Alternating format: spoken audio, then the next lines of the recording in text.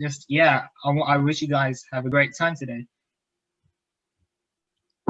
Both, as you probably know, both of us are going to be your MCs throughout the day. So if there's anything, you can message us, and hopefully we'll just be here for you throughout the day.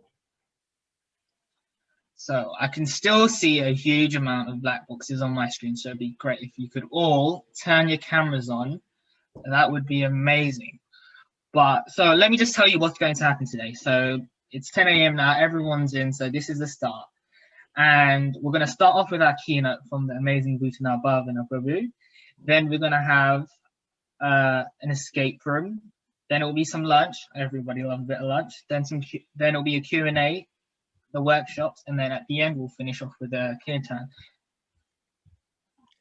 And as you know, Niam has just given you an outline of everything going on in the day. In the afternoon, we also have 2 workshops going on. So we have a mantra meditation workshop with the one and only Sandipani Muni Prabhu. And we also have a personality type workshop with Her Grace Madhuri Mandri Mataji, and you're going to get the opportunity to choose which workshop you want to go to. So we'll talk more about this at later point in the day, but you're just going to have to rename yourself according to what workshop you want to go to. Yeah, so what we need to do before we get started is we need you guys to rename yourselves on Zoom. If you're a boy, if you could put a B in front of your name, and if you're a girl, if you could put a G in front of it. Please add a dash between the letter and your name. We're going to need this for the Q&As and the escape room. So if you don't know how to change your name, take a look at the screen right now. All the instructions are there for you.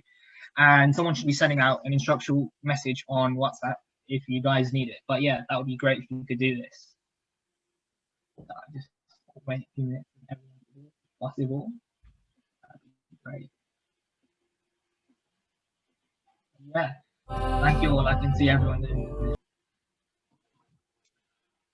Alright, this is great. I can see everyone's on there. Thank you so much for all of you who have done this. This is great.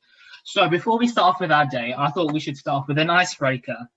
So here's how this icebreaker is going to work. I need you guys to engage with me on this one. So we're going to choose a letter, and you have to write in the chat a famous person, an object, and a place beginning with that letter. The first person to put this on the chat wins. And the letter is K. So let's see who gets it first. So K, a famous person beginning with the letter K, a place, an object, and oh wow, Mika's gone straight in. Christmas. This is great. Person. So we need all 4 for someone to win. Kamala Harris, Katy Perry. Okay, this is good. This is good. First one. Okay, Mika, yeah. So does anyone have a place beginning with K? Oh wow. So a person, we've got Kate Winslet. An object, a kite. A place, Kampala. Wow. This is great. I think Nandini wins that one. I think she's got everything. Got everything on there. Oh, you've got a lot of messages coming through. Thank you so much. This is so good to see you all. Yes, Kendrick Lamar, Keira Knightley, Kylian Mbappe, Kansas Knife. Wow, this is so great.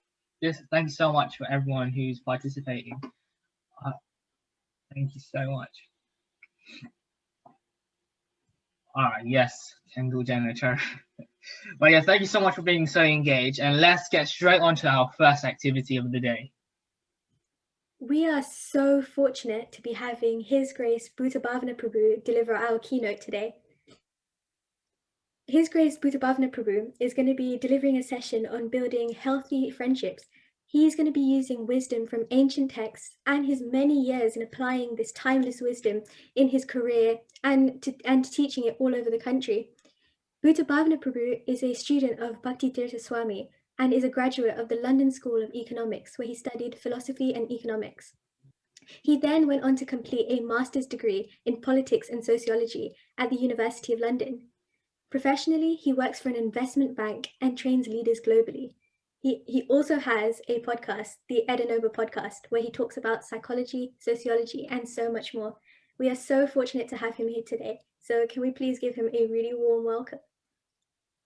So bring out your notebooks, jot down all the wisdom you can, and if you have any questions for Bhuta Prabhu, either raise your hand and we will unmute you at the end, or if you want to ask anonymously, message me or Ari privately and we can ask for you. So without any further ado, we'll hand over to His Grace Bhuta Bhava Prabhu. Thank you very much. I just want to begin by saying it's great to see all of you. There's so many things you could be doing on a Saturday morning. I can see a few faces that I know. I can see Ram, Manjari, Kaylee. It's good to see you guys. It's been too long. And it's really good to meet the rest of you. So we want to get into a discussion. And I'm going to be honest with you. I've been thinking about how we're going to do this. And I was just watching all of the screens and just looking at you guys. And I was thinking, you guys seem very intelligent. Okay, so I'm going to share some things. But I'd like to have a dialogue with you, if that's okay. I'd like to have a real and meaningful discussion where we discuss and get into some of the things around friendships and also look at why they're important and also how we make them work, okay? So first of all, before we go any further, if you're up for having a genuine two-way exchange, I'd like you to use your reactions, and you can pull a thumbs up, whatever it is, just show me that there's some interest in having some kind of a two-way discussion. And I know that it's a Saturday morning and some of us are still waking up. That's okay. I'm on the same page. But let's make it work. Okay, so I'm just flipping through. That's fantastic. I can see quite a few thumbs up. So let's give it a go. There's a lot that we have to share. There's a lot that I would love to pick your brains on. And I'll just tell you why. So one of the things that my own mentor would often share is that all of us, we tend to remember about 70% of what we discuss, 80% of what we experience, and 90 to 95% of what we share. Okay? So I don't want to waste your time. And I want to make sure that when we speak, when we come together, that when we leave this session, we're a little bit stronger, a little bit wiser, and a little bit more powerful and effective in how we have relationships, how we have friendships, and how we lead life. You know, it's interesting. When I think back to my own youth, when I look at you guys, I'm thinking, I got some advice. And to be honest with you, it was a game changer. And again, hands up, I didn't take the advice so seriously at the time. But when I was around your age, so a friend of ours, her name was Jamuna Jai. So she was actually working in a restaurant called Govinda's in central London. So she took us to see someone else who she knew. So they gave me some advice when I was around your age, and it just hit me. But I didn't take it so seriously. The advice that they gave me, it was a guy, he said to me, he said, I know it's not so easy when you're young, but the best advice I can give to you is to think long term. He said that to me. He said, when you're doing things in life, I know it's easy to just think about right here, right now, and there should be some consideration of the present. He said, but the best advice I can give you for you to really set yourself up for success is to think long term. Okay? Now, I'm going to pause there before I even get into the presentation. And I'm genuinely interested. I'm not going to talk at you. Okay? I know that you're young adults, you're young people, you've got experience, you're sharp, you see things, you hear things, you read stuff.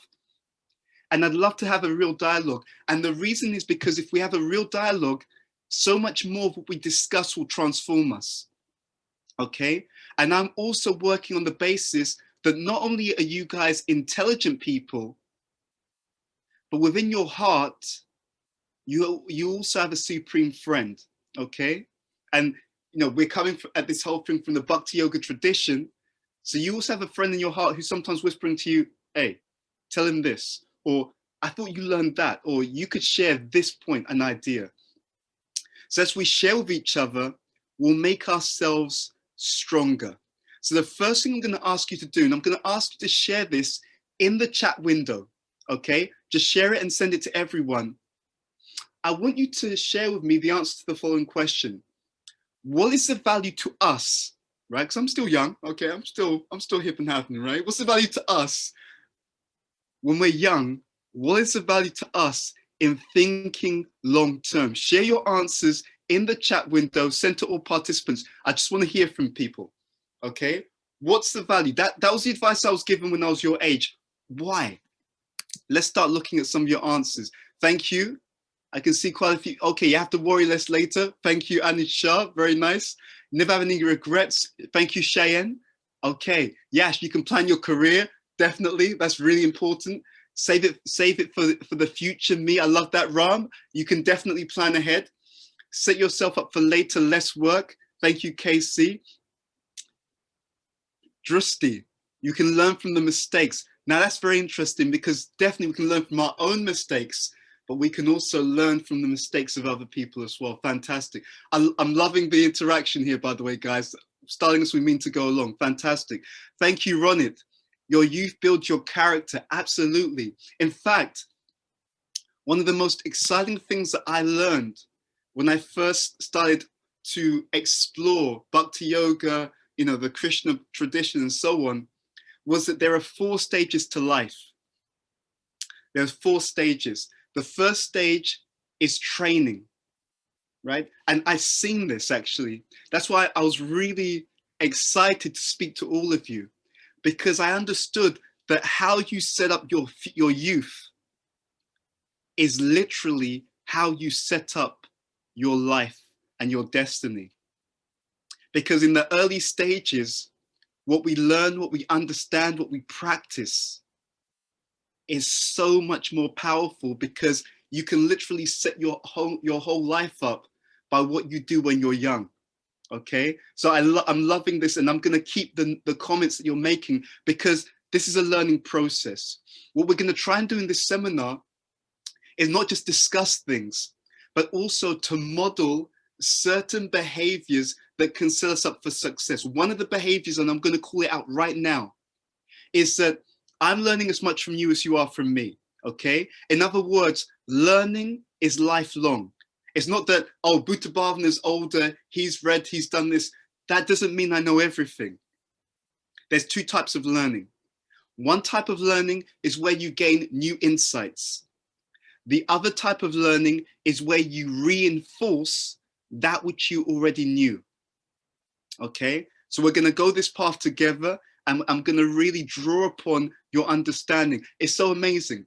I remember years ago watching, I was in a classroom and there were some young people there, and it was just so amazing what they shared with me, because what they were sharing with me is something that the adults didn't really understand, because the adults in the room who'd gone out at that time, they thought that they were acting in a certain way and that the other young people didn't notice what was going on. And so when they left, I just spoke to the other youth in the room. I said, so what are you guys thinking? And then they started to break down everything that they saw. They started to break down what the adults said, what the adults did, what was behind their behaviors. And I was like, I need to keep my game on, right? Because I could see that these guys were taking mental notes of everything.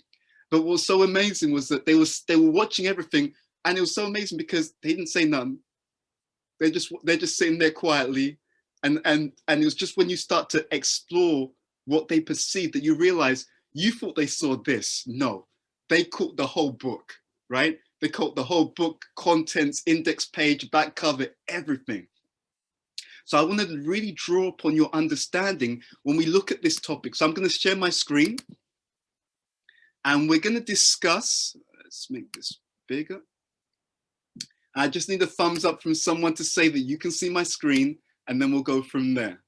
Okay, good stuff. So we're going to be discussing this topic of friendship, okay? And this is an interesting topic for a number of reasons. We're going to explore many different dimensions to friendship. We're going to discuss why we even want to talk about this in the first place, okay? You know, so, and some of you may have heard this term. Sometimes in the modern world, they talk about friends with benefits. Okay, we're not going to go in that we're not going to discuss that, by the way, right? We're not going there. But we're going to talk about the benefits of friends. Okay, we're going to keep it on the level. We're going to talk about the benefits of friends. And then what I'd like to do with all of you, I want to discuss what makes it fail, okay? An honest discussion. We're not just going to talk about theory. I want to hear about your experiences. I want to make this class one where we have a real emotional connection. One of the things I'm always thinking about now, especially as I move on in life, I'm always thinking about this idea of one family. I'm always thinking about this idea of planting seeds, meaning the idea that what I do for you is key to what I'm going to experience at a future point. Does that make some sense? Yeah? Okay, so I want to really get into this because I'd love to learn from you. I'd love to see how we all, including myself, can be better at this whole area of life that we call relationships, this whole area of life that we call friendships. And I really want to understand why it's so important and what we gain from it. So let's start here. So you can see on the screen, very simply, it says good friendships, okay? Again, and I hope people take it in the way it's intended. I want us to be very honest. I want to know how many of you have good friendships. If you have it, use your emoticon. Just show me a sign. How many of you feel that you have good friendship? Even if it's just with 1 or 2 people. I'm not asking for the entire Facebook, 80 billion plus users, nothing like that. Okay, so we have some experts in the room. I'm loving the sound of that. Okay, so you have good friendships. That means you must be doing something right, okay? Either that or your friends are just really tolerant, or you got money and you're paying them, okay? So one of those 3 options are happening. Okay, I'm not gonna ask for the details right now, but some of you have some good friendships. I wanna hear about how that works, what makes it work, and I want us to explore, and we'll start here. I want us to explore what we gain when we have good friends. And again, forget about theory. In fact, to be honest, at this point in time, even forget about anything that you've read. I want to dive into your lived experience, okay? So let's start here. And I'm going to ask a few people to share on the screen. If you want to share, very simply, I want you to raise your hand. Keep it there so I can see you because there's quite a few people on here. And I'm just going to pick a few people and just ask you to share what have you experienced in your life, okay? Again, forget about your friends, family, You've got good friendships, you've experienced good friendships at some point, hopefully now. What has it added to your life experience? Okay, so who's going to show, raise your hand, raise your thumbs. Okay, I can see 2 participants. Let's go to Cheyenne. Cheyenne, I'm going to ask you to unmute and I'm going to ask you to share your experience. Cheyenne. I usually turn to my friends if I want like mental reassurance whenever I'm trying to make a decision. Okay, fantastic. I almost thought you were going to say I usually turn to my friends when I want money, but you didn't go in that direction, and that's always good. Okay, so you're definitely reassurance. Okay, now Shine, I'm going to dig in a bit more. When you get that reassurance, what does it do, or what does it change in you as a person? You can unmute, Shine. You need to unmute again. Oh, there. Okay. Sorry, what was the question again? Yeah, so when you get that mental reassurance, how has it helped you? What does it change in you as a person when you get that mental reassurance? I think it makes me feel like I'm not crazy and that decision actually is a sane one and it's not just something I've made up in my head. Okay, is it fair to say that it gives you more confidence? Yeah. Okay, interesting. Now, Shine, when a person, let's make this broad now. When a person becomes more confident, what does it allow them to do more of or less of in life in general? What would you say? I feel like confidence leads to more success.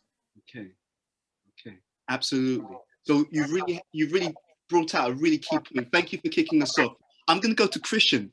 Christian, I'm going to ask you to unmute. Christian, share with us your wisdom. When you have those good friendships, what have you experienced and gained from that? Then I'm coming to Jamaica in a moment, so just be ready. Yes, Christian.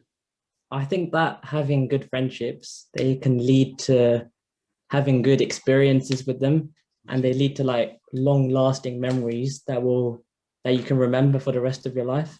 Okay, wonderful. Now that's an interesting one. I was doing some study on psychology and how the memories that you have has a big impact on where you go in life. If you have good memories doing a certain thing, for example, if you have good memories trying new things, if you have good memories taking risks, if you have good memories, you know, organizing like a youth retreat online, whatever it is, right? Let's make it real. If it works out well, then you think, you know what, that Control Alt Delete retreat, it was a great retreat. I'm prepared to put myself on the line again next week or next year or next month, right? If it goes badly, then whenever people reach out to you and say, can you help? You're like, I think my diary's busy. You know, I'm sorry, I'm not available that week, whatever it is, okay? So the memories have a big role to play on the kind of things that we repeat. So thank you very much for that. Let's go to Jamika. I hope I pronounced the name correctly. Yes. Okay, tell me more. What were you thinking? We gain trust and respect, not just us to them, but also them to us. And it makes us feel more confident and have self-respect for ourselves. So it's less stress, but more belief. Now that's interesting. Less stress, and that's stress is a big one. I'm going to come to that because for many of us, this whole year, being in all the time, the changes around exams and so on, it can be very stressful, right? But you talked also about more belief, less stress, but also having more belief in oneself as well. And it's interesting. I'm going to throw this out to everyone. Can you tell when someone believes in themselves? Can you tell? You can just nod or shake your head, whatever. Can you actually tell? Okay, I'm going to go to Naim Lakani. Naim, how can you tell though? What are they doing differently that shows you that this person, yeah, they do believe in themselves? I think it's just the way they act. They're passionate about things and they act with confidence and they don't doubt themselves. Okay, now that's interesting. Acting with confidence. And when you doubt yourself, sometimes people hold themselves back by the doubt, right? Has anyone experienced that? I know I have. Anyone else? Is that just me or anyone else? Okay, so sometimes we hold ourselves back, but the friends, it's very interesting. The friends, what they can do is that they can help us to have confidence even when we don't feel that way ourselves. And that's really interesting. I'm just going to ask if there's anyone else who wanted to share what's changed in them when they actually have good friends. I'm going to go to Jay Taka. I hope I've pronounced the name correctly. Okay, break it down for me, bro. When we have good friends, yeah, they sometimes when we are, going through a really rough situation, maybe home, maybe school, whatever, they actually make us focus on what's meant to be focused on rather than focusing on stuff that we're not meant to focus on. And they give us that little push into the right direction, saying that, go this way, basically, because you'll find your path very well. Absolutely. And that's interesting. There's a very powerful formula. And many of you will be familiar with one literature called the Mahabharat. And the Mahabharat in the Vedic teachings, Vedas being a very ancient body of knowledge, the Mahabharat is considered to be a history. The word, because they use a certain language in this ancient Vedic society, Sanskrit, itihasa. Itihasa. It means literally, thus it happened. Now, in this literature, which is one of the oldest literatures known to humankind in terms of the understanding and the wisdom that it shares, it makes a very interesting point. There's a formula that's given for life, a formula that's given for success, 3 things, and it links exactly to something that you mentioned, Jay. It is explained that you need to have 3 things. 1 is focus. 2 is endeavor or hard work. 3rd one is, so in the Vedas, it's a very theistic, God-conscious, Krishna-conscious tradition. So the 3rd thing, which is most important, is the Lord's favor, Krishna's mercy, right? So the Supreme's good fortune. And if one has these 3 things, one can be successful. So Jay, you talked about focus, right? How sometimes we may they call it sometimes in the business world, they call it mission drift. So you're meant to be moving in a certain direction, but you're getting distracted, right? You're meant to be, let's make it real, you're meant to be doing your homework, your classwork, studying for exams, but you want to go on YouTube or you want to check something out on Facebook, okay? So that focus is priceless. There are many people in the world who fail to live up to their full potential, not because they're not working hard. They're working incredibly hard. Sometimes they're working harder than everyone else, but their focus is wrong. Working hard, but focused in the wrong direction. So absolutely crucial. Thank you for that. And I can see Neil Kalyan. I can see your hands come up and I want to hear a few more. Then we're going to move on a bit more. So Neil, again, lived experience. When you have those good friendships, what's changed for you in your life? So when you have something on your mind and you just need to, just tell someone, it's always good to have like a friend there because it can be quite soothing and just for them to listen to everything and just to relieve your mind. I think it's just absolutely. And I loved what you said about soothing, because when you say soothing, I'm getting these visions of like sitting on the sofa with like a cup of hot tea or something like that, So it's very, very, very powerful. And therefore the soothing thing is also really important, because also there's a link between friendship and mental health. People who feel loved, valued, people who have someone that they can trust, who they can be honest with and reveal their mind to, those people tend to be more mentally calm and peaceful. So thank you very much for that. Let's go to Yash and then we're going to step on. Yash Shah, over to you. What have you experienced by having good friendships? Well, having good friends is like giving you a family outside your family, and like at least with problems that you're having, they really help to contextualize them, because a lot of the time your friends may be going through similar or the same problems, and you can kind of make light of them together. That's very interesting. So I picked up a few things, right? So the idea of humor, right? So I remember when I was growing up at, when I was in secondary and college and so on, I had one particular person who I knew. His name was Eli. I mean, he had incredible wit, but it was just very dry, sarcastic wit, right? So whatever was going on, he'd have something to say about it, which would just break the ice and make everyone burst out laughing. So to be honest, most of college, I was just joking. I was just laughing around with these people. I studied this well, so don't think it's a bad example, but you get the point. It changed the atmosphere. So that's really, really important. And they help you contextualize things. That's really cool, because they help you see things properly, because it's not their problem, right? Have you ever noticed that you can solve your friends' emotional issues easier than you can solve your own? Anyone ever experienced that before? Right, yeah, because it's like, hey, that's your issue, right? So I can just say to you, look, don't worry about that teacher, right? She's just a bit flaky with everyone, okay? It's not personal, okay? Whatever it is, but we can put it in context. There's one more thing you said, Yash, which also stood out to me, because you talked about the family outside of our family. There's a saying that you can choose your friends, but you can't choose your family, right? So at least the family is kind of like, okay, here's my dad.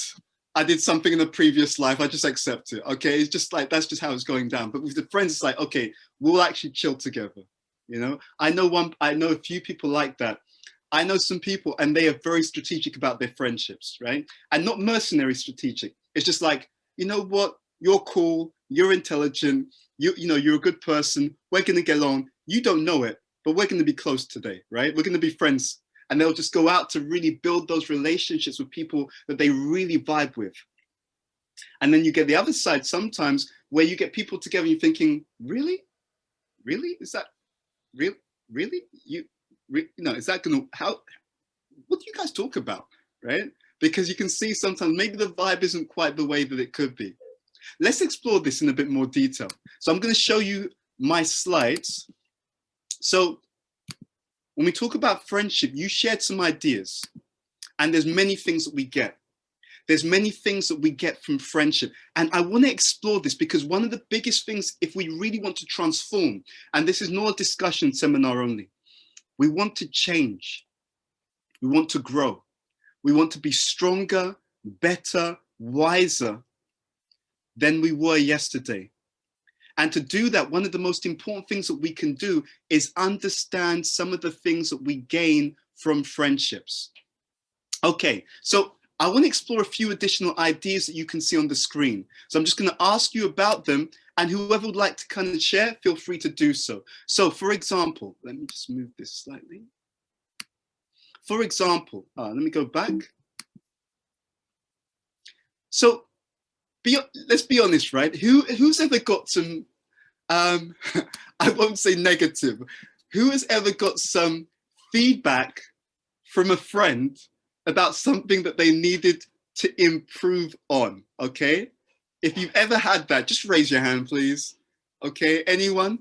Okay, Pramisha, I'm gonna ask you to share with us, and you can share whatever you're comfortable with, okay? You don't need to go into detail. There's no need to name names. You can use initials if you feel like it, it's up to you, but no need to name names. But what I'd like to hear about, I don't know what the feedback was unless you want to share, but first of all, was it accurate what they told you? And the second, was it useful to hear some of that feedback? Pramisha, over to you. I think the feedback was accurate. Mm-hmm. It was also useful, but it definitely hurt my ego. And I didn't want to fully hear it, but it was correct. And I needed to hear it. So, yeah. Now, see, that's amazing. And we're in the same boat. We've had the situation on more than one occasion.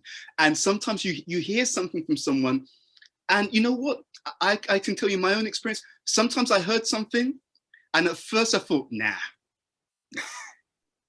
that can't be true. No, you must be misperceiving it. And then something interesting happened. The same thing came up again from another person. And then it came up again from someone else. And I'm thinking, okay, either all of these people are talking to each other, or life is trying to tell me something.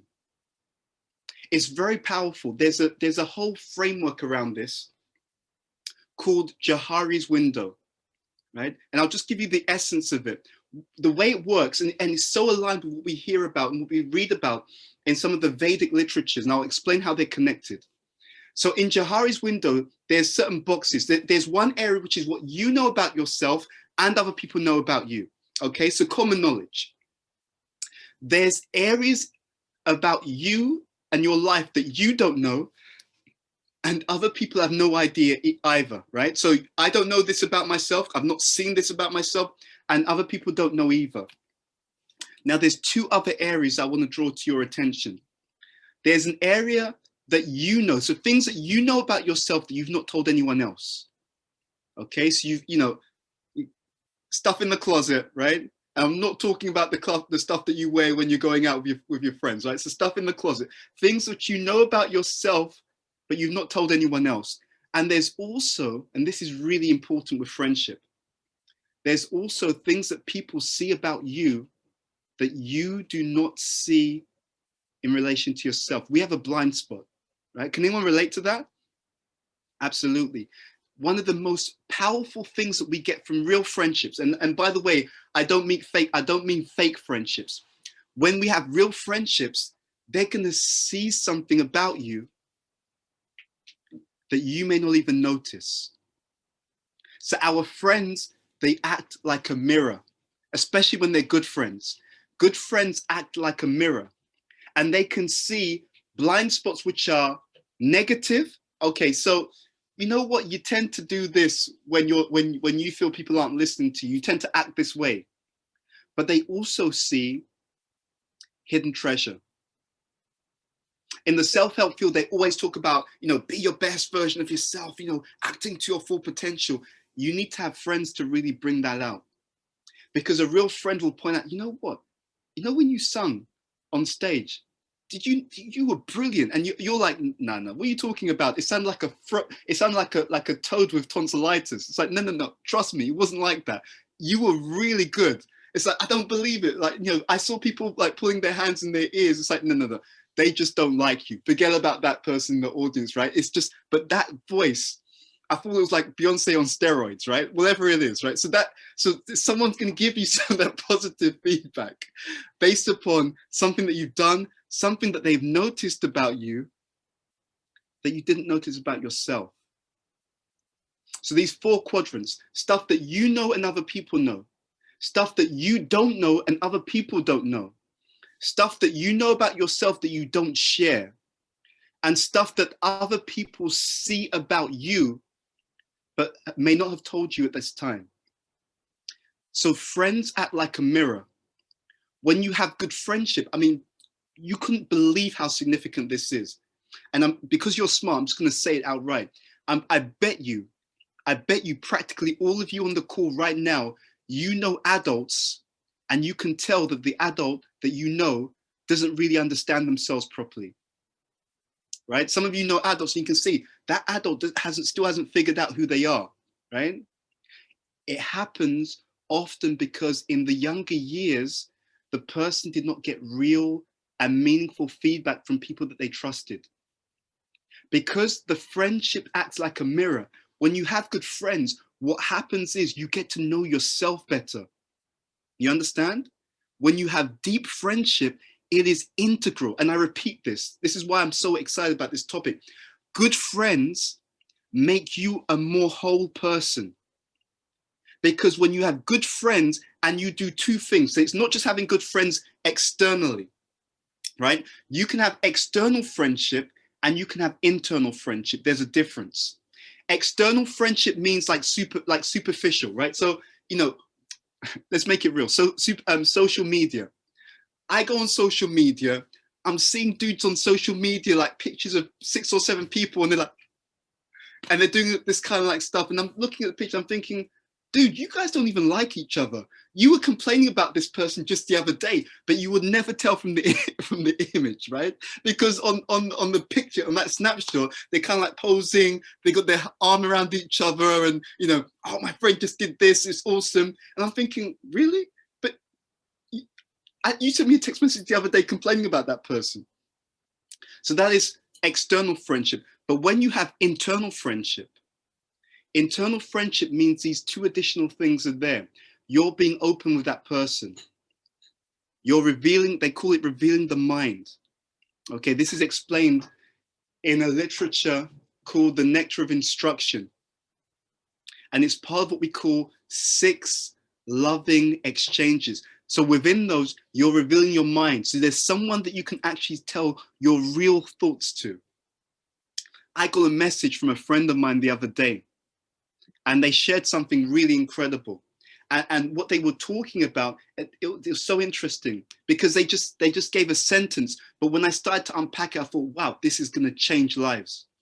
So they talked about the importance of saying what you really think. Okay? They talked about the importance of saying what you really think. Of course, you should do it compassionately and you should do it appropriately, but you should do it. And when they shared that, I was thinking, yeah, how does someone develop that voice? How do you develop your real voice so you're able to be in the world and you're able to have your authentic voice? Have you noticed in life that so many people are trying to copy other people? Have you noticed that? Right? That comes from a person who's not yet found their authentic voice. When you don't find your authentic voice, you spend your whole life being a copy. Right? Someone else speaks a certain way. Oh, that sounds good. And they're getting lots of likes on social media. I should speak like that.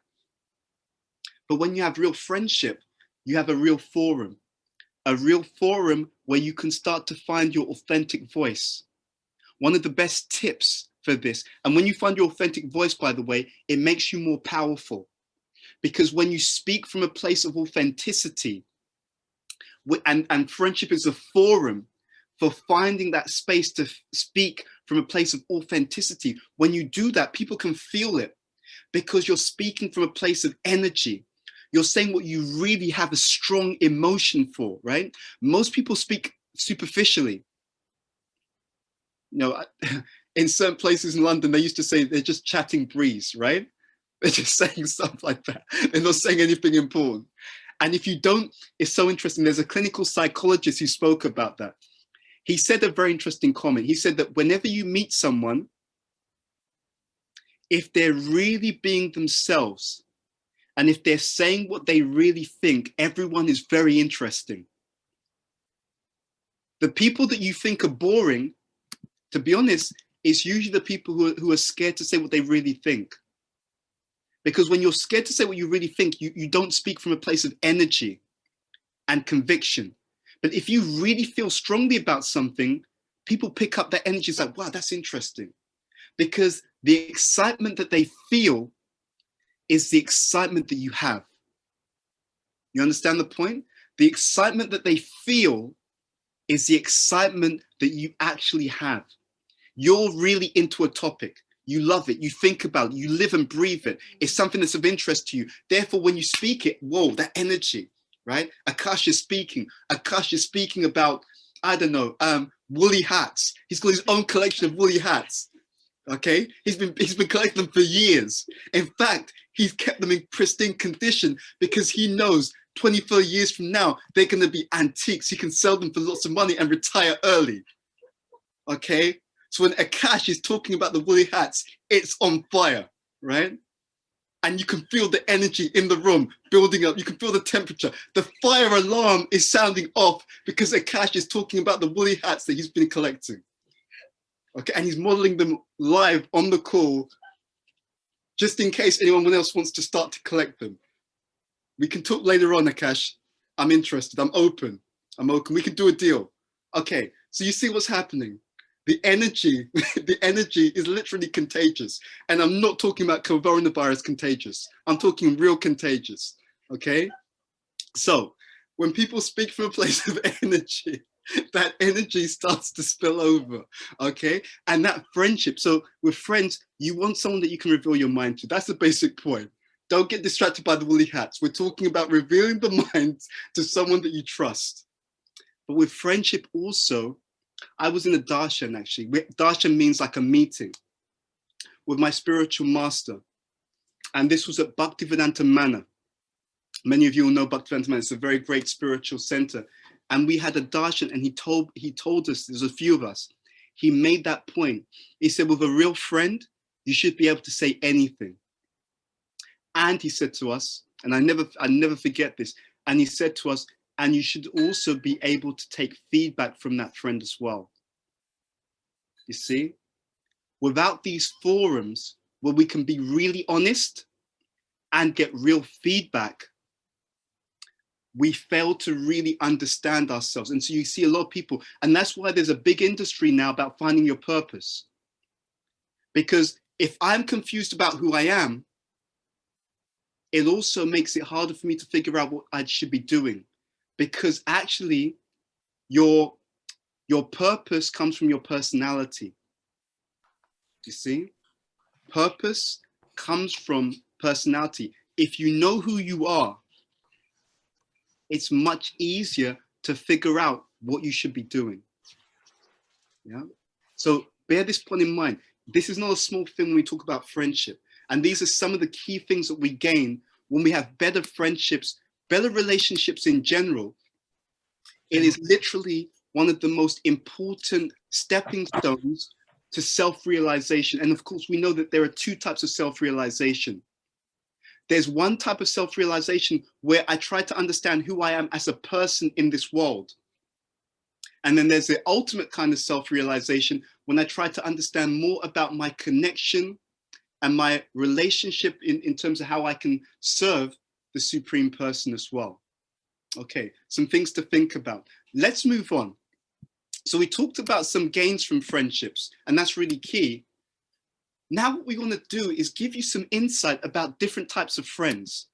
Most people think that there's one type of friendship, but that's not actually true. I found this incredible lecture, and this lecture was given in Seattle, which is in America, on October the 14th, 1968. It was a lecture given by Srila Prabhupada, who is the founder of an international society around Krishna consciousness, a certain spiritual path. And he was giving a lecture on a famous Vedic or Eastern literature called the Bhagavad Gita. And in that lecture, he makes a very interesting point. He says that in Western society, you only have the word friend. But he goes on to explain that actually in the Vedic or the Eastern tradition, there's 3 types of friends. And he goes on to explain each of these 3 types of friends, okay? And we're gonna just share some of this understanding with you, because when I first saw it, I thought, wow, this was a game changer. Because when I saw it, I could start to understand the different types of connections that I had with different people. And I also want to tell you why this is important, what this will do for you. Many people in life are disappointed because they have the wrong expectation, right?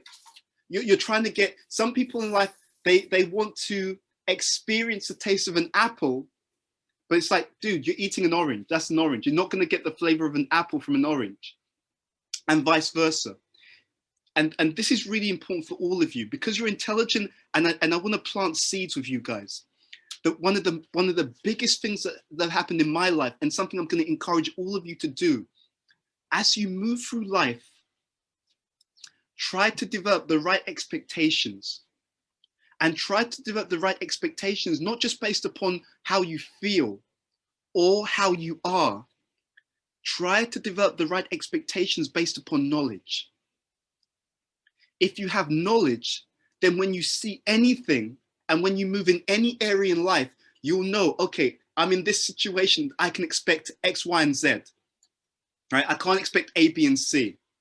You'll be shocked how many people right now are suffering from depression, unhappiness, whatever, because their expectations are completely out of touch with reality. You see, right? And I'm going to give you an example that many of you can relate to. You've seen some people and someone let them down to, oh, but but they shouldn't be like that, or people shouldn't be like, it's like, I'm like, dude, really? Like, what are you talking about? Oh, but people shouldn't be that, but this is how people are, right? Oh, but people should be there for each other. Okay, are you there for everyone all the time? No, right? So you're not there for people all the time, but you expect that everyone else should be there for people all the time. In other words, often when people say everyone should be there for each other, what they really mean is people should be there for me, right? I'm special. Let's be honest, right? Dudes, I mean, I don't mind if you let that other guy down, but what's going on, right? How did you forget my birthday, right? How did you forget my birthday? How did you forget my birthday when I sent you a WhatsApp message every day for the last 7 days?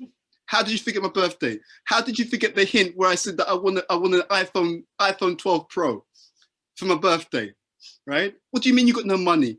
Talk to your parents, right? Take out a loan. How? So people have the wrong expectations, okay? But there's an expectation that comes from higher knowledge. If you have the expectation based upon higher knowledge, you won't be disappointed because you'll know what to expect. Let's break this down for you. So 3 types of friends. And this is, as I said, this is from a lecture. The first type of friend is Bandhu. Okay, and we're going to explain all of these terms. Bandhu, then Mitra, and then Surit. Okay, so let's just get to this. So in the lecture, it's explained that Bandhu means official friend, okay? So think about this, think about this like some people on Facebook, okay? So there's people that you know on Facebook who don't really get along with each other, but when you see them in that one, and bear in mind, that picture took a second to snap, by the way, okay? And they were posing. Let's be real, okay? That's your Bandhu, right? When it's just that 1 second image, those are official friends. You may not spend time with them, you may not see them much. You know what? You may not even trust them, okay? But they look good on social media, so we're gonna chill and take a picture together, okay? You understand? So that's one type of friend. Now, I'm just gonna say that since Facebook, Twitter, all these things came up, the number of Bandhu friends shot up considerably, okay? So the day social media hit, there were a lot more of this type of friendship available. One type of friend. Let's go to the second one. The second one is Mitra. Mitra is social friend. So you do spend time together, okay? You do spend time. There is some interaction may not be as much in terms of trust, okay? May not be as much in terms of trust, but there's some interaction. You hang out in the same circles, okay? So when you see each other, you may say hello, etc. Oh, I like your dress, or oh, a new phone, that's interesting, whatever it is. It's a type of interaction. So this is the Mitra type of friendship. So it's a social friendship. There's some type of interaction, some type of exchange. Real friendship, deep friendship is a third one.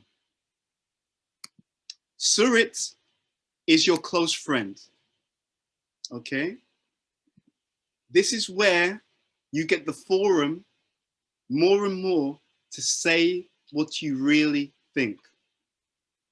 When you have this type of friendship, it also helps you in another way. Because when you have this type of friendship, this is a type of friendship when they say something, you don't just brush them off. Yeah, you don't know what you're talking about. I'm not going to listen to you. But when you have close friendship, it's so powerful. And you talked about this earlier because it's two-way. There's a real give and take. There's a real revealing your mind and hearing what someone really thinks. One of my mentors, he shared with me something. This was many years ago. He said, people don't care what you know until they know that you care. And that always left an impression in my mind because it's true. It's true. Some stranger tells you something, right? Some stranger tells you, you know what? I just need to tell you, like, you know, sometimes your breath, sometimes, I'm not sure how to say it. Sometimes, you know, your breath is a little bit on the, maybe, and you think, yeah, I'm not going to listen. You say nothing at the time. You think, nah, I don't know what they're talking about. Right? You're not sure how to take it. But when it's a close friend, if it's a close friend, they're more likely to tell you the truth. And actually, because you all have already invested in the relationship and you trust them, this is the point, and you brought this up earlier, where there's trust, there's openness. Those friendships can change you. Those friendships can transform you because your heart's open. Trust is the key to an open heart.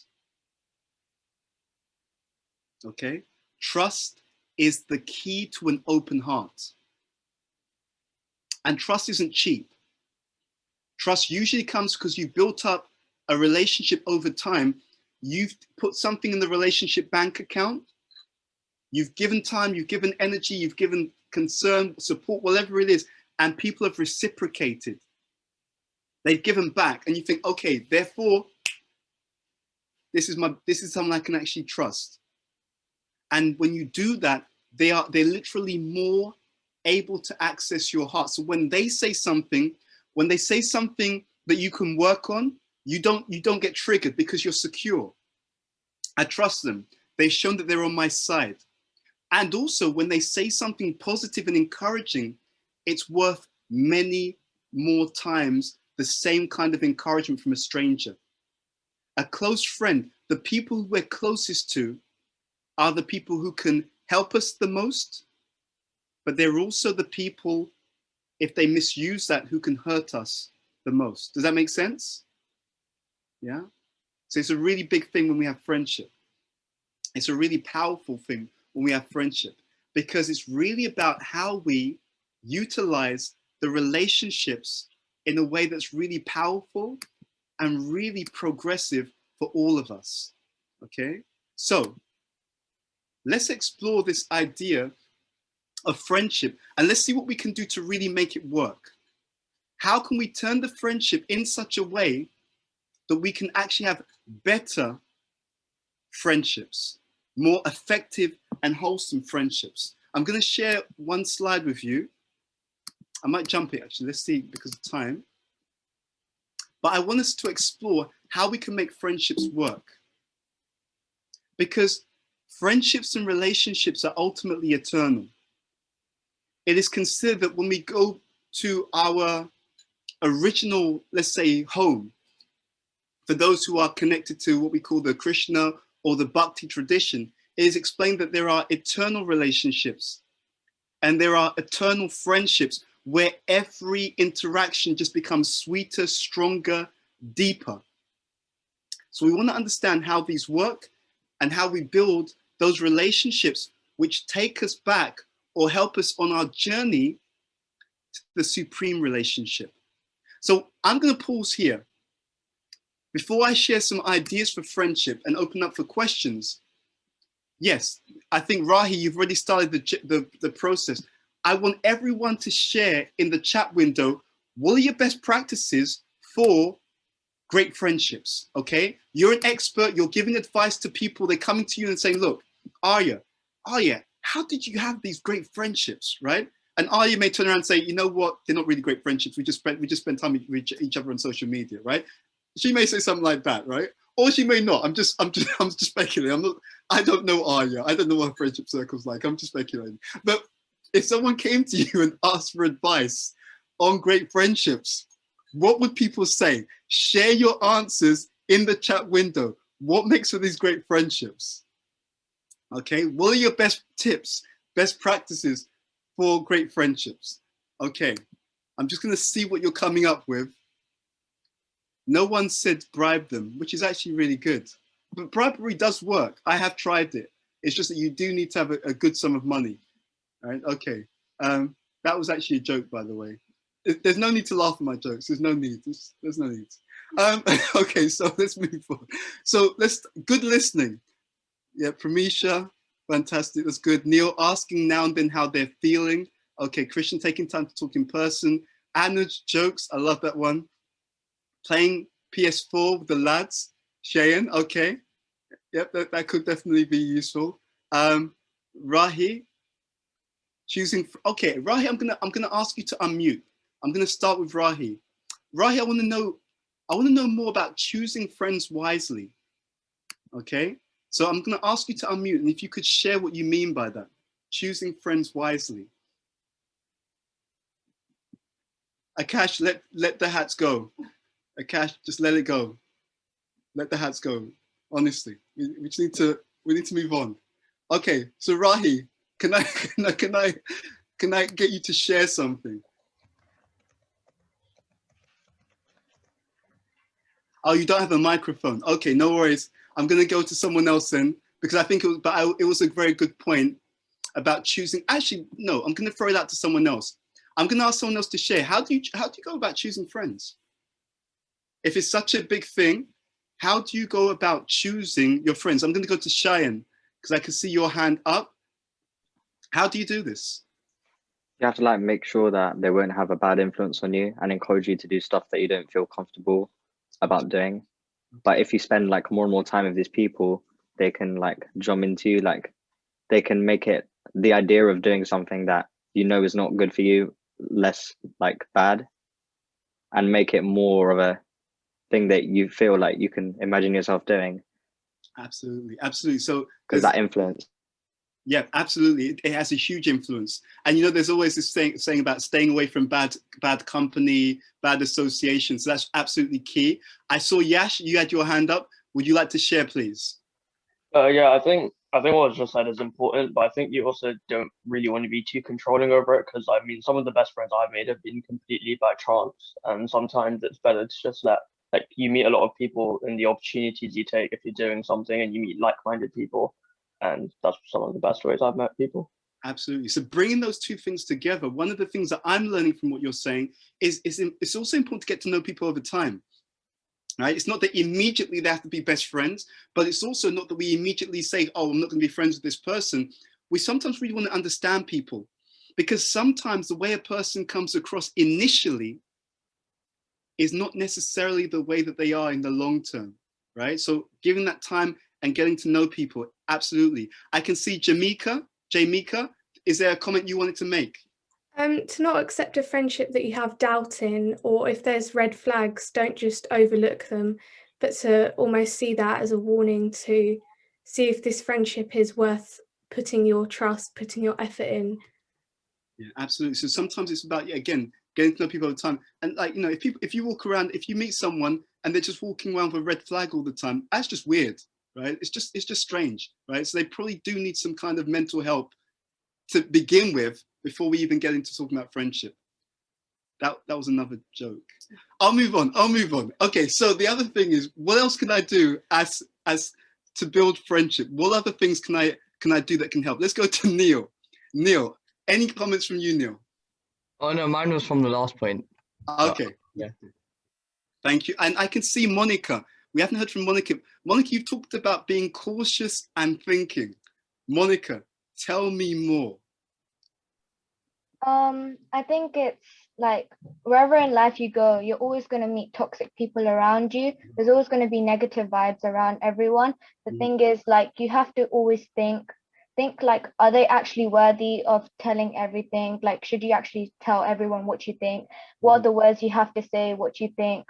So I think, like, just think a lot before you say something and before you want to say it, so it doesn't cause any mishaps or anything. And just remember that, just move on. Like, no matter what, you're always going to see toxic people around you to hold you back. Yeah, but it's also interesting because sometimes even challenging people are an opportunity for us to grow. So yeah, absolutely, don't go looking for toxic people. Absolutely not. You know, but sometimes it's very interesting. Sometimes you may be in a situation where no matter what you do, wherever you turn, it's like that toxic guy is still around, you know, like that. Or, you know, it could be a guy or girl, you know, both sides, unfortunately. But there's always something that we can learn from people as well.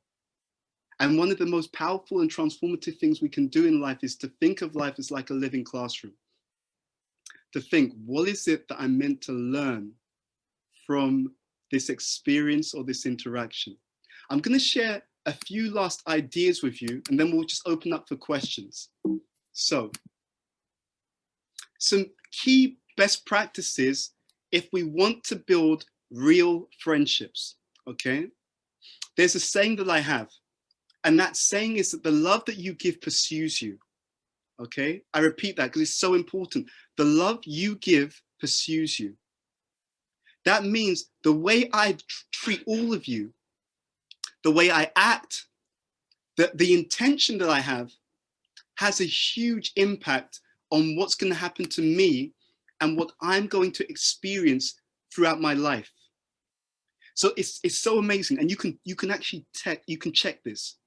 For many people, you can guess how their life is going to unfold based upon the way that they deal. It's really incredible. Now, there's two sides to this.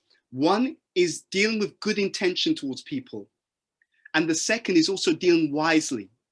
Okay, so it's got to be two things. It's got to come from the heart and also be guided by the head.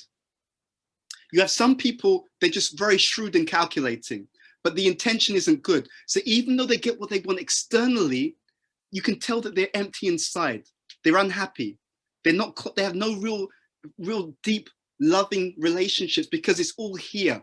It's all in the head. Like, you know, I know what I can get out of you. I know how much I know how I can manipulate this situation, but there's not that deep from the heart exchange. You also have the other side. You have some people, it's all about the heart, but the head's not there. Now, what happens in that case is sometimes they're so indiscriminate. They're so just, I'm going to be completely open to everyone and anyone, that they get hurt. Then they become bitter and resentful. Okay?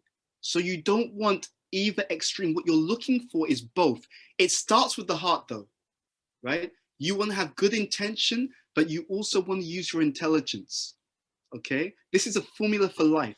If you want to be a powerful and successful person, things should come from your heart and be guided by the head. Very simple. And when you see people who have issues in their life, you can just ask yourself the question, what are they missing? Is it here and not there? Or is it there and not here? Very simple. Very simple. So the way this works is if you bring both into play, then the energy that you give out, giving good, genuine desire for the well-being of others and using your intelligence to see how to make that happen, that makes you an incredibly powerful person. That puts you literally, and I mean literally, into the top 0.0001% of humanity. Okay, simple. So this is what we want to live by. Okay, some best practices in this area, and then we'll open up for questions, are the following. So let's see how to put this on the screen. The first one is to seek first to understand. So I remember we were at the Manor with my mentor, and one person that we know had said to him, what do you do when someone does something wrong, right? Actually, what they said to him was, how do you chastise someone? And I'll be honest, we were there and we were just like, uh-oh, he's gonna get angry, because you don't tell people, how can I chastise someone, right? Mom, how do I chastise this person? You don't speak like that. And we could see he was getting upset, but he didn't bring down the axe. What he said instead, he said, you don't even do that. He said, what you do is you first try to understand. You say, from my perspective, this seems to have happened. Can you help me to understand why you did that? Right? So I was in the mediation, right? So there were two people who were in a conflict recently. So we had a meeting where they were going to talk through their differences. And so I was leading that meeting. So I said at the beginning, I said, look, the way we're going to do this meeting is as follows. I want you to be honest, because you know what happens if people aren't honest, they go away and they're still bitter, they're still angry, they're still resentful because they didn't really say what upset them. They didn't really get into it. So I said, all right, we're going to have this mediation. I want you to be really honest, but I want you to express yourself in a certain way. I want you to own what you're feeling. So I want you to own your perception as well. So one of them would speak and say, you know, this situation happened. It looked like you were doing this, this, and this. It came across to me like this was what was going on. You know, this is how it looked to me. They owned it. And then they'd say, is that what you were doing? You know, please comment on what I've said, because then it gives the other person a chance to explain how they saw the situation. It gives them a chance to give their perspective. Otherwise, if I say like, you're like this, it closes the other person down, or they get defensive, right? You do this, or you're like that. But with friendship, there's this idea of the benefit of the doubt. So this is how I'm seeing it, right? This is the way it comes across to me. Please share with me, what was your perspective on what was going on? Because it gives another person another chance to say, I understand how you saw it. When I was doing it, this was my intention. I said this for this reason. This is how it came across to me. I didn't think you minded, right? Because you said that joke last week. So I thought that if I said that joke, you wouldn't take it the wrong way, you see? So we're giving people room. That's the first law of all relationships. Seek first to understand, right? How you know, what did they mean, right? When you said that, it seemed a bit aggressive. Is that what, were you trying to do this? No, I thought, I said that, I didn't mean it like that way. I thought that it was just a joke.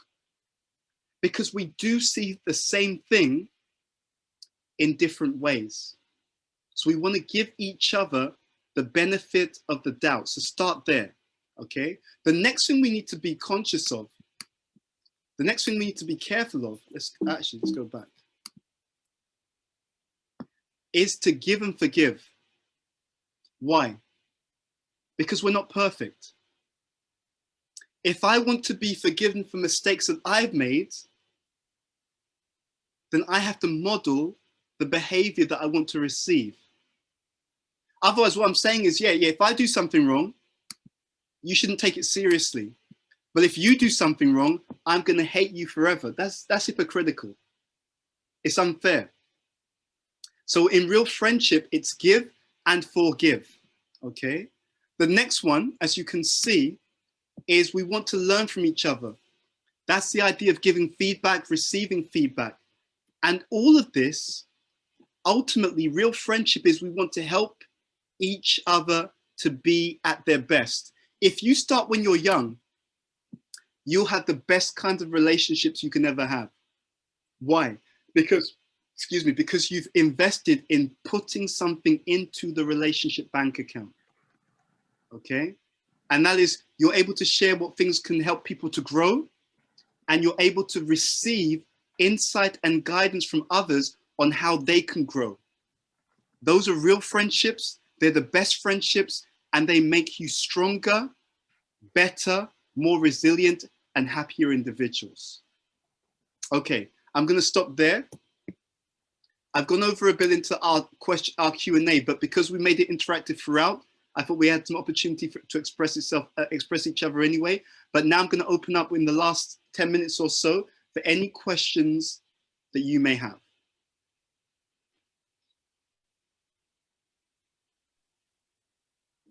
If anyone wants to unmute and ask a question to Bhuta Bhava Prabhu, just raise your hand using the reaction button. Or if you want to ask anonymously, you can private message me or Niam so that we can ask on your behalf. Yeah, one more thing also, we have 20 minutes for Q&A, so we can just go a bit over. So please do send your questions in, and thank you so much. That was amazing. Okay, so I've got a question. Okay, so these are direct questions. I won't mention who asked the question. I'll just say the question. The first one I got was, how do we know if a relationship is healthy or not? So that's a very good question. We have to, there's two things I'm going to say on this, okay? And this is really important, and the order is really important. The first thing is, the health of any relationship or friendship is primarily my responsibility. Okay, there's a big thing in the world where everyone becomes a victim. Oh, so-and-so did that to me, or they did that to me, or whatever. I want us all to be empowered. Empowerment means I take responsibility. So when we have a friendship, so the question may be, okay, how do I know if it's healthy or not? The better question is, how do I make sure that I keep all the relationships that I'm in? How do I keep them healthy? How do I make them healthy? Okay, so what do I mean by that? For example, someone is acting in a way which is not really good, right? I'm the person who's going to make sure the relationship is healthy by either addressing it early, but addressing it nicely. Or if the person's got that pattern, maybe thinking, you know what, I need to interact with this person in a different way, right? Or if I'm seeing that they have a negative behavior and they don't change, I may keep a respectful distance. So it's not, see, because if I say that, if I'm too much into how other people behave, what I'm actually doing is giving my power away. What I'm actually doing is I'm saying that the relationship is defined by what they do. No, our relationships are defined primarily by what we do. Even if someone does something negative, I have the free will to address it. I have the free will to actually be resilient because I think, okay, they're just having a bad day. I have the free will to kind of keep a bit of a distance. I always have the ability to choose. So the first and most important thing to do in all relationships is make sure that you're always accessing your own power and always connecting with your own responsibility, right? I'm always in a position to respond. And even better, when you see someone who's really strong in this area, they're not just responding, they're proactive. They're shaping the relationships. They're setting the agenda in their relationships. They're friends with someone and they're like, you know what? I'm really glad that we're friends. I just want to know, what do you expect in a friendship, right? For me, friendship means X, Y, and Z. I'm just letting people know up front, right? And I'm honest and I'm open and I'm respectful because I'm asking you, I want to know what do you need from a friendship, right? What's important to you in friendships? Because I'm making sure at the beginning of the day that we're on the same page. And if we're not, then we can be honest. I was working in one company and there was one lady and who worked in the company, really strong lady, very strong, very good person. And she shared with me something. She actually shared with all of our group. She talked about how she had she knew someone at school, okay, and then they hadn't been together for a long time, and then they met again years later on, and they call up. They saw each other while they were in the shopping market, supermarket, or whatever, and they said, "Oh, let's catch up for dinner." So they call up for dinner, and at the end of the dinner, this lady, she said to the person, said, "You know what? it was great having dinner with you. I can see that honestly, you and I, we don't really have anything in common. So I'm not going to stay in touch. But if you see me around, or if I see you around, feel free to say hello or whatever. She was just so honest, but not in a rude way, not in a harsh way, not in a disrespectful way. It was just like, I get it. We've hung out together. What you're into and what I'm into, we're just very different. That's fine. That's fine. So I'm not going to keep in touch, right? And I'm not expecting you to keep in touch. But if you see me or if I see you, you know, it'd be great to just say hi if we pass each other by. And I thought that's really unusual. That lady, she was someone who's really developed a really strong integrity and character. So she was so honest. She was just so honest, but not in a rude way, not in a harsh way. She knew who she was. She knew what she was into. She respected what she was into. And she could just say, you know what? I get it. Maybe we don't have so much in common, but it was great spending the evening with you. You know, so sometimes you need to think like that. I'm the one who's responsible to make sure the relationship is healthy. I'm not a victim. It's not like, oh, someone's like this or they don't do that. If they don't do it, you can request it, right? It'd be really nice if we're able to do this. I'd love to do that more, okay? So start this, plant those seeds, think in that way. Be open and honest in your communication, because you know what? Sometimes it's really funny. Sometimes what you're holding back on saying, your friend wants to hear. Sometimes what you want to do with your friends, I'd love it if we learned this, or if we studied on this topic. Sometimes it just takes one person who's open and honest enough to say that, and everyone's like, wow, that's a great idea, and they all grow. They all benefit. So try that. Think, how can I make the relationship better? How can I make sure that our relationships, our friendships improve? And if people consistently, if you're trying your best, that's the first thing. Am I doing what I can do? If you're trying your best and it's just not working, and you've had those honest conversations, then maybe you and that person, the chemistry may not be as strong as it could be. Okay? And then even then, it doesn't mean that you don't have a friendship. It means that it may not be as close. Because we said there's 3 types of friendship. It may not be that real close surrogate friendship. It may be more formal, right? It may be more high and by, whatever it is. Okay, so let's go to a few other questions. I can see a lot of questions. So how do we realize who's a fake friend? A fake friendship is someone who's physically around you, but they don't act like a friend. You see? So in America, there's a place called Gita Nagari, and there's it's a very powerful spiritual place. And in that place, in one of the buildings there, there's a picture on the wall, and it talks about friendship. It says a friend is someone who knows the journey you've been on, right? Understands who you are right now, right? And still lovingly invites you to grow. Okay? So they know the journey you've been on, they accept you as you are now, and they invite you to grow. So they know your past, they accept you in the present, and they encourage you for the future. Okay? These 3 things. If you can't share the journey you've been on, that means there's an issue around trust, right? If people don't accept you as you are now, it's hard for that relationship to grow because there's no empathy. Okay? But if people just accept us and they don't encourage us to become better, then we won't grow, we'll stagnate. So someone who understands where we've come from, accepts us as we are now, and still lovingly encourages us to grow, that's a real friendship. That's what you're looking for. And the first thing is to be that for someone else. Again, the love you give pursues you. If I'm not like that for other people, how can I expect that myself? I see that all the time, to be honest. I see people, they want these great friendships, and I'm looking and thinking, but you don't even do that for other people, right? You don't accept people as they are. You've got no time for other people. You don't encourage people, but you want these great relationships. Dude, how's that going to work? So I have to start by doing it myself. We should be that. We should be what we want to receive. Gandhi had that statement. I must become the change that I wish to see in other people. That's how it really works. Because when you do that, you build up the credit to experience that for yourself, because that's what you're giving, right?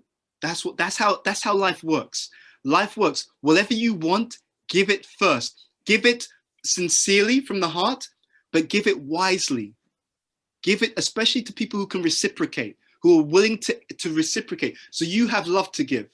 Okay, be that great friend, but be that great friend with people who are willing to reciprocate with the love that you're giving. That's how you know who's a real friend and who's a fake friend. First thing, I want to give, right? And second, now that I'm giving, who's reciprocating? It's so interesting. There's a verse in the Gita, Yaya tamam prapadyante. Krishna says in the Gita, as you surrender, I reciprocate. I give back accordingly. And I remember I heard one class and it changed my life. And in the class, it was explained that actually that one statement is the law of relationships. Any relationship, by the way, not just friendship, every relationship. The ultimate law is, as you give, something is going to come back, okay? So in real relationships, and the example that was given, it said, if you care about Krishna, he'll reveal himself more and more to you. If you don't care about Krishna, it's like, okay, if you don't care, I'm in the spiritual world, I'm having a great time with my friends there. If you change your mind, let me know, right? That's the one law of relationships. The law of relationships is reciprocation. You give, someone else reciprocates, therefore the relationship is strong. You give properly, you give consistently, and there's no reciprocation, guaranteed that over time, you'll see that relationship will break up. That's how you can tell if a relationship is healthy or unhealthy, because in true relationship, especially friendship, there's always give and take. There's always give and take. If it's only giving or it's only taking, you don't have a relationship, dude. Yeah, that's how you answer that question. Let's move on to see any other questions that you have. Let's see. How can you express how you feel to a friend if you're scared to trust because of past relationships you had? Yeah. So in psychology, they talk about how you develop new habits. They said that if you want to develop a new habit, you don't try and do it all completely immediately. That doesn't work. You start with small steps. Okay, you do a little bit. I was asked some advice recently. So a friend of mine works in a big company in America. She's a manager. So she has a member of staff, and what's happening is he's not so confident. So he's getting feedback from the client saying that you need to be more confident. And she was asking, how do we get him to be more confident? So the advice I gave is, so in some of the meetings, he needs to speak up more, all these different things. But I said, don't try and just make him suddenly change. You start with, they call it micro habits. So the one small thing that you do, right? So in the next meeting, I'm going to speak up a little bit more, right? In the next meeting, I'm going to give 2 different opinions. In the next meeting, I'm going to share an idea, right? When I meet someone, I'm going to lead the agenda for another meeting. Small things, one small, easy step, and you build up over time. Okay. So in the same way, trust, that's how good trust is built. You don't go from 0 to 100. No. Share one small thing. See how it's taken. See how the person deals with it. And then over time, share a little bit more. See how that's done. See how they respond. Over time, share a little bit more. See how they respond. And in that way, over time, you see that you're building trust because you're allowing them to show you that they're trustworthy over time. It's not that it's all or nothing. You don't just jump in. Small, incremental building of a relationship over time makes it really work. Okay, so that's how you do that. Let's go to, let's see. If one has the heart and knowledge, how are they still selective with choosing friends, considering looks and any strategies you had to overcome this barrier? Considering looks, I mean, Well, you know, some people will consider looks when they're looking for a friend. Better to consider character, right? Unless some of you guys are trying to get hooked up, okay, and I know what goes on, okay, I know what's going on, but assuming that that's not what's going down, you're really looking at character. You're looking at character. You're looking at what kind of person are they, okay? I mean, we're not getting into this now, but eventually when you guys are looking to get married, character is even more important. But you're looking at character. Friendship means character, okay? That's what you're looking for. So another key thing, do they go around backstabbing other people? Okay? People who are always criticizing other people behind their back, you should, if you're intelligent, the first question you should ask yourself is, if they're always stabbing everyone else in the back when they're not there, what do you think that they're saying about you when you're not there? Okay? Just common sense, right? That's what you should be thinking. If they're like this to all of their so-called friends, when their so-called friends aren't there, what are they saying about me when I'm not there as well? Now that's slightly different from someone who's honest but concerned, right? There's a difference between just speaking negatively and being concerned about someone, and you're only saying that to the person who can help that person because you want the best for them. There's a big difference, okay? So you have to also look at the intention. You have to also look at the intention. So that's one thing to consider. Ultimately, you're looking at the character. That's what you consider when you're looking at friendship. Looking at character, how trustworthy are they? Do they have integrity? Are they sincere? Are they honest? Can they even talk about when they made a mistake, right? What happens when you go back to them and say, you know what? I didn't really like the way you said that. Are they able to be like, you know what? Actually, I shouldn't have said that. I'm sorry. Or is it like, no, I didn't say anything. You, what about you? You do this wrong. You know, that's not necessarily the best. Okay, so let's move on. How can we be more present with our friends? Easy. Keep your mobile phone away. Okay, that's how you be present with your friends. To the extent that your mobile phone is not in your hand, and to the extent that you're not on a social media site, you're much more likely to be present with your friends. That's the general. That's true though. But aside from that, just listening. Okay, if they're there, try and give them your full attention. And it takes practice. Practice giving your time and attention. The more you practice anything, the easier it is to be good at that particular thing. Okay, so that's how you actually do it. It's a practice. Let's move on to another question before we have to go. How do we know that this person is the right person to be a friend with? I think we've talked about that. How do you approach someone who is struggling mentally? Okay, the first thing is to always show compassion. And then also, as we said before, head and the heart. So that from the heart, we always show compassion, but we should also use our head. If it's very serious, they may require some more professional help, some more mature help. So we can always be that loving friend. We can always be the encouraging friend, but we should also think, right? Maybe this person needs more professional help. Okay, so the heart and the head should be there. Very simply, always give the heart encouragement, understanding, concern, but also use your head. What's going to be best for this person? And try and steer them. And if it requires that they're really struggling and you know it, you should be able to go and tell an adult, this person is really struggling, or an authority. And you should tell them, look, this is really serious. I think we need to speak to someone. So come with me, right? Because I don't want anything bad to happen to you, right? There are some things that we can't keep secret. Okay, I have to be really honest with you on that, right? Someone says that they're going to take their life. You can't be like, oh, and they tell you to keep it to yourself. No, we have to go and raise the alarm there, because that's a very, very serious situation.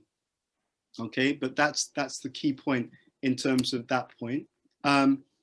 Okay, how do we help insight communication on the other end if they aren't being the most communicative? Some people are naturally more shy. Some people are introverts, right? Sometimes when we're training, we ask people who's an extrovert, they put their hands up. We say, who's an introvert? They don't even want to put their hand up, right? It's just like, they ain't going to put their hands up. It's like, okay, I get it. The ones who didn't put their hands up, you're the introverts. Okay, that's cool. So you get the point. So we have to know some people are just very, very different. And based upon that, that's how you have to deal with them. Yeah, okay, so we're going to stop there. because I got some messages from Nayan, which is fine because we are at time. And I just want to say thank you all for the questions, very, very good questions. We share some posts on Instagram. I'm just going to share my Instagram handle, but it's been a blast and we hope that you enjoy the rest of the session. I know that there are some other great speakers and also Kirtan leaders who will be on. Thank you for your time. I'll hand it straight over on that bombshell, I think, to Arya or whoever's hosting. Thank you so much, Bhuta Bhava Prabhu. I think the whole team got a flood of messages about how much we liked your class. I think my favorite point from the whole thing was about Nectar of Instruction, the 6 loving exchanges. And then I realized they all come in pairs. And then I was like, oh, that's just like friendship. It was so amazing. Thank you so much. And the point about our energy being contagious and finding our authentic voice when we're around the right people. Thank you so much, Prabhu. I think